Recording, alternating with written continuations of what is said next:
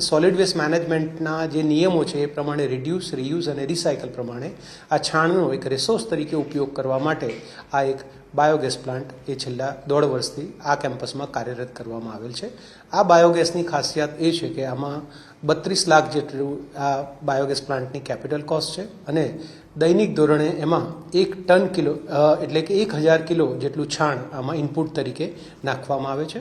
આ છાણની સાથે પાણી મિક્સ કરી અને ડાયજેસ્ટરમાં એની પ્રોસેસ બાદ 24 કલાકમાં બાયોગેસ તૈયાર થાય છે. દૈનિક ધોરણે આવો મિનિમમ 32 કિલો જેટલો બાયોગેસ તૈયાર થાય છે અથવા એની સાથે જો ઓછું વપરાશ બાયોગેસનો થાય તો એવા મેક્સિમમ 32 યુનિટ જેટલી વીજળી પણ આમાંથી જનરેટ થાય છે કે જે વીજળીમાંથી અહીંયાના 10 જેટલા હેલોજન પણ કાર્યરત થાય છે. બાયોગેસમાંથી જનરેટ થતી કોઈ પણ વસ્તુ એ વેસ્ટ નથી પણ એક રિસોર્સ છે, બેસ્ટ છે અને વેલ્થ છે.